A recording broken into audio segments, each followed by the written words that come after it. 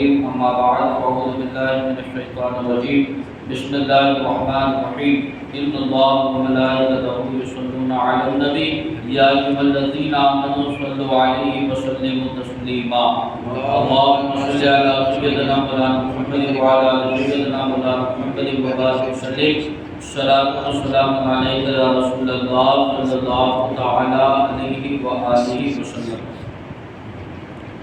کل آپ حضرات نے حضور صلی اللہ علیہ وسلم کی پیاری سنت مبارکہ مسواک کے تعلق سے سماعت فرمایا، مزید اور وضو کی سنتیں سماعت فرمائیے۔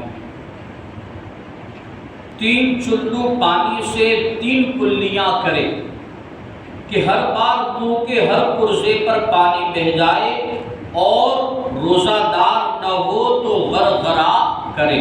یہ کیا ہے؟ 3 مرتبہ جو کلی کرنا ہے یہ بھی کیا ہے؟ سنت ہے۔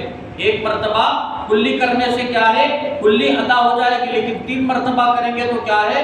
حضور کی سنت بھی ادا ہو جائے گی۔ لہذا کیا ہے؟ اگر روزے دار نہ ہو تو غرغرہ بھی کرے۔ اس کے علاوہ پھر 3 چلوں سے 3 بار ناک میں پانی چڑھائے کہ جہاں تک نرم گوشت ہوتا ہے ہر بار اس پر پانی بہہ جائے، اور روزہ دار نہ ہو تو ناک کی جڑ تک پانی پہنچائے۔ اور یہ دونوں کام داہنے ہاتھ سے کرے، جمڑے ہاتھ سے کیا ہے؟ ناک میں پانی چڑھائے۔ پھر بائیں ہاتھ سے ناک صاف کرے، کیا ہے؟ ڈابے ہاتھ سے ناک صاف کرنی ہے، اور جمڑے ہاتھ سے کیا ہے؟ ناک میں پانی چڑھانا ہے۔ منہ دھوتے وقت داڑھی کا خلال کرے، بشرط یہ کہ احرام نہ باندھے ہو، یوں کہ انگلیوں کو گردن کی طرف سے داخل کرے اور سامنے نکالے۔ کیا ہے؟ داڑھی کا خلال کرنے کا طریقہ کیا ہے؟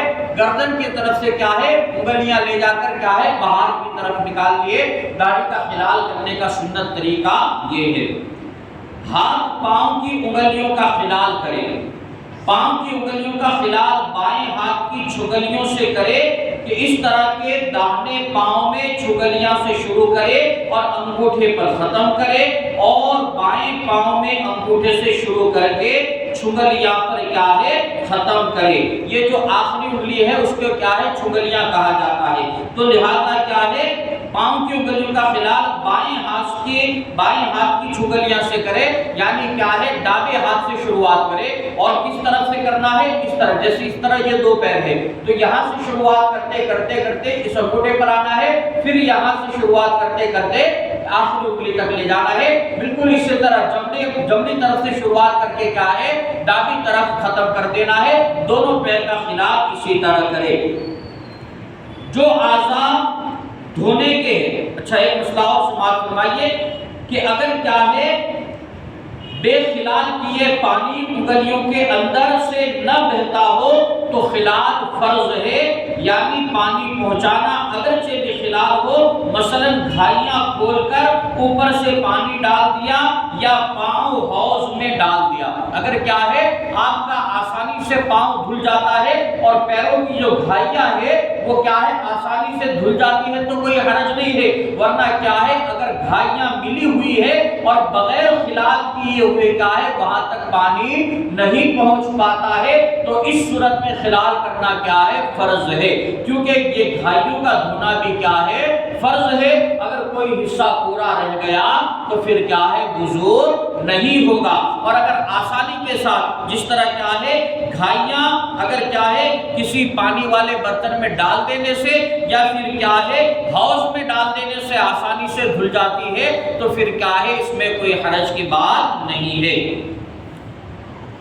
اگر یوں کیا کہ پہلی مرتبہ کچھ دھل گیا اور دوسری بار کچھ اور تیسری دفعہ کچھ، کہ تینوں بار میں پورا عضو دھل گیا تو یہ ایک ہی بار دھونا ہوگا اور وضو ہو جائے گا، مگر خلاف سنت۔ لہذا کیا ہے؟ جس طرح ہاتھ کو 1 مرتبہ دھونا فرض ہے، 3 مرتبہ دھونا کیا ہے؟ سنت ہے۔